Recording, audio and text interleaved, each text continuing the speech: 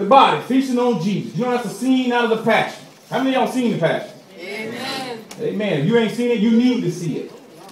You can go watch Takers. You can go watch lottery ticket. Amen. You need to be watching the Passion. And the church said, and the Lord God formed man of the dust of the ground and breathed into his nostrils the breath of life, and man became a what? Living being. Living being. They live in the King James say living soul.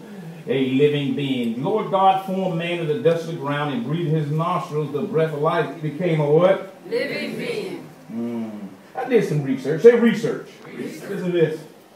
The touch of the master's hand was, look at, there was a battered and a scarred, and the auctioneer thought it was scarcely worth his while. There was an auctioneer. You ever go to an auction, they had all this stuff laying there. They had all this stuff laying here. And there was an auction. And they had there an old violin, and it was battered, and it was torn. It was all messed up. Strings all messed up. And he said, what have I bid, folks? He cried. What are you going to give me for this old violin? He says, $1, $1, $2, only $2. Who will make it $3? $3 once, $3 going twice, going for $3. But no one, look at, no one would even come for. He thought he was going to say for $3. Then a man in the back. He gets up and he walks up and he gets the violin, he tightens up the strings. He gets the bow and he starts playing. And when he gets through playing, every eye in the audience was filled with tears. I'm talking about the same violin. When he got done, the auction step and say, all right, we're going to start the bidding at $1,000. Who give me $1,000? The violin went for $3,000. Right. What was the difference? The difference was the violin was placed in the master's hand. Has anybody ever seen a snake blink?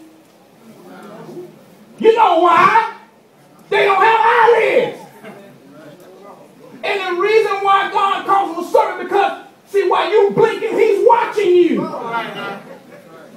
You blinking, he's still watching you. When you blink, he's putting a thought in your mind. When you blink, he's putting all kind of messed up stuff in your soul, and your choosing, your thinking, and your feeling. While you blink, he says, you know what, you don't feel good this morning, stay home from church. It don't take all that. When you blinking, he telling you, don't worry about Wednesday night. Oh, that's just for them old super saints. They ain't got nothing else to do. Go ahead, while you blinking, I'm watching you.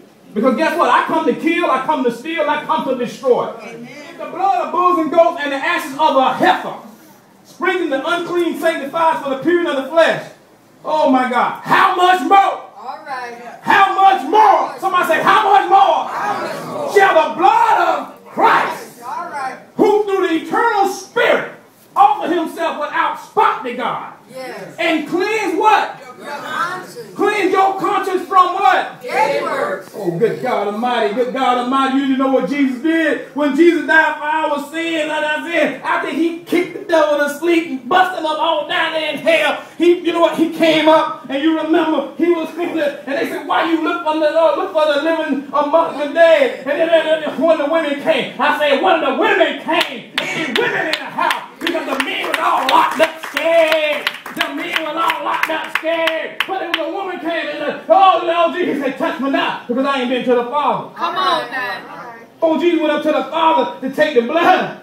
Come on now. The blood. All right. Before he went to take the blood, he made a pit stop. He said, tell them, don't touch me. But tell you what you do. Go tell the men. All right. Go tell the men. So the first person to carry the gospel is a woman. So the next time they met you about a woman preacher, you said, wait a minute, how you going to tell me? The first one to carry the gospel was a woman. The man was hiding in a room, scared.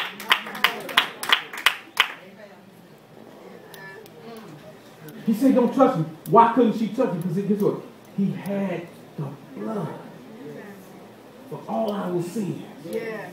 Because remember, God said that we would die. And that price had to be paid.